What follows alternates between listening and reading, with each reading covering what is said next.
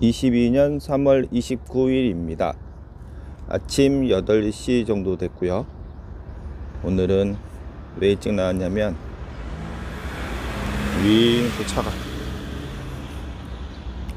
오늘은 왜 일찍 나왔냐면요, 펄라이트가 100포대 잔뜩 오기로 해서 일찍 나와서 준비를 해야 됩니다.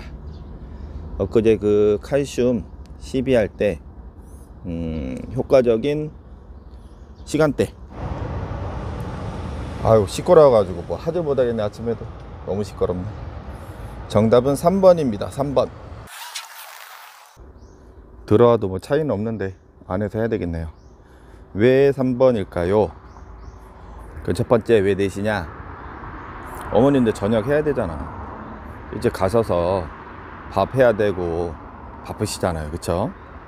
4시 정도에 하신 다음에 뭐 한두 시간 있다가 가시면 되니까. 그럼 두 번째, 해가 질 무렵이잖아요. 아무래도 칼슘도 물이잖아요. 그 다음에 좀 달라붙어야 흡수가 좋으니까 아무래도 뭔가 많이 묻어 있겠죠. 그러다 보면은 저기 햇빛이 이렇게 딱 쐈을 때 화상을 입을 수도 있고, 그런 이유도 있고. 그럼 이제 세 번째, 아무래도 5월 6월 가면 온도가 올라지죠. 그러면 흠뻑 줬을 때 온도에 의해서 데미지도 적을 테고, 그렇죠. 그래서 그때가 무난합니다. 그런데 핵심은 네 번째, 그 캠식물의 증산작용. 여러분들 그거 못 느끼셨어요? 그 저명간수를 하거나 낮에 물을 주면 낮에 안 펴져. 낮에 안 펴졌다가 오후 들면서 천천히 밤에 가면서 이렇게 잎이 팽팽해져요. 제가 어저께 요놈들 핑크 드래곤 물을 어제 흠뻑 줬는데 오전 10시나 11시인가 그때 줬어. 되게 흠뻑. 그 다음 어제 손님들한테도 말씀드렸지만 오후에 펴질 거라고. 지금 팽팽합니다. 낮에 아무리 우리가 물을 줘도 여기서는 그냥 빠져 내려가는 거예요. 여기 물이 흡수가 전혀 안 돼. 거의 안 된다고 보시면 돼. 그래서 그 증산작용이 제일 활발한 시간대가 언제냐면 해가 뜨고 지는 시기부터. 그러니까 지금 시간이 8시거든요 아침 8시. 지금 이제 기공을 닫아요. 증산작용이 거의 안 되는 시간이야. 좀 있으면 완전히 거의 닫습니다. 뭐 수치상으로는 0으로 나와요. 과연 그게 뭐 모든 다육식물에 다 캠식물에 적용이 되는지 모르겠는데 거의 0으로 나오고, 그러다가 3시 4시부터 다시 증산작용이 시작이 됩니다. 그래프가 이렇게 가서 6시쯤 되면서 얘가 완만하게 가요. 이렇게 올라갔다가 이런 식으로, 그러면서 밤새 천천히 증산작용이 시작이 되고, 그리고 아침에 해가 뜨고 다시 뜰 무렵, 그러니까 6시 7시 그 전후, 5시인가? 아무튼 그 전후부터 또 많이 열린 다음에 8시부터 그래프가 또 휙 꺾여요 아래로. 주가 폭락하듯이. 그냥 이씨 부품 이씨. 아무튼 주가 폭락하듯이 팍 떨어집니다.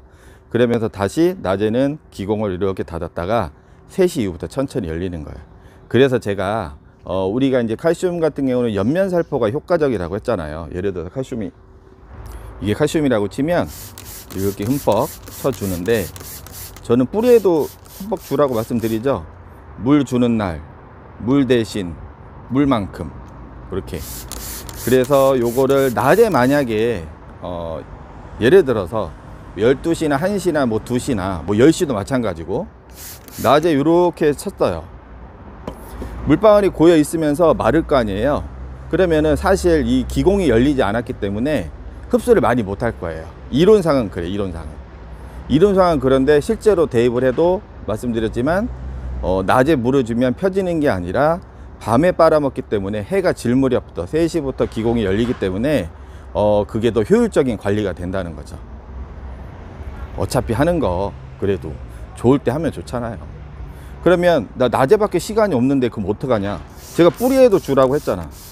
10시나 11시 때나 이게 흠뻑 주면 잎에도 주고 뿌리에도 물 주는 날처럼 물 대신 이렇게 흠뻑 주면 이 수분이 적체가 돼 있을 거 아니에요. 뭐 공기가 흐름으로 해서 어느 정도로 마르겠지만 이 촉촉한 기운이 있으니까 당연히 3시에서 4시 기공이 다시 열릴 때 그때 빨아 먹는다는 거죠.